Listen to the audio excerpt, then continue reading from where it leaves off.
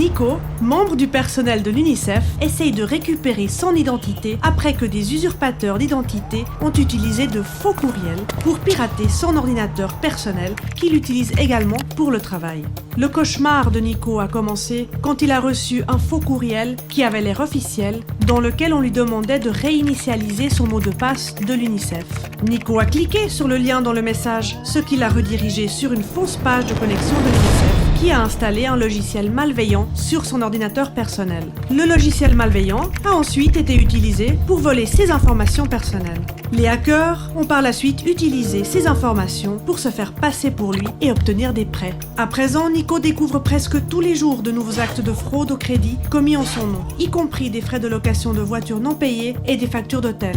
Nico se sent responsable de ce cauchemar parce qu'il n'a pas correctement protégé son ordinateur personnel et il n'a pas prêté attention au bulletin d'information et de sécurité de l'UNICEF avertissant de ne pas cliquer sur des liens suspects. La criminalité sur Internet s'est transformée en une industrie de plusieurs milliards de dollars et pourtant nous avons le sentiment que nous ne pouvons pas en être victimes. L'UNICEF est devenue une organisation informatique moderne, adoptant de nouveaux services qui dépendent d'Internet et du stockage sur le cloud, étendant ainsi notre espace de travail au-delà du bureau traditionnel et nous permettant de travailler n'importe où et à tout moment. Cependant, un personnel qui travaille de n'importe où via Internet exige une certaine culture organisationnelle sensible à la sécurité informatique, en particulier lors de l'utilisation d'ordinateurs personnels. Lorsqu'il s'agit de sécurité informatique, la culture d'entreprise et les habitudes individuelles sont tout aussi importantes que les logiciels de protection. Les ordinateurs personnels nécessitent un logiciel de protection comparable à celui utilisé par l'UNICEF, qui doit être complété par de bonnes habitudes, tels qu'ignorer les courriels et les sites douteux, utiliser des mots de passe forts et être sélectif en matière de partage et de téléchargement en ligne.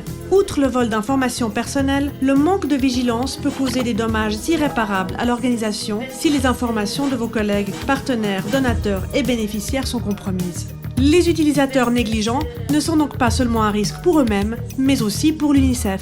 ICTD vous conseille vivement d'être extrêmement vigilant lorsque vos identifiants de connexion vous sont demandés et de prendre toutes les précautions nécessaires pour garantir que vous ne saisissez votre nom d'utilisateur ou mot de passe que sur les sites légitimes de l'UNICEF en prêtant attention aux URL.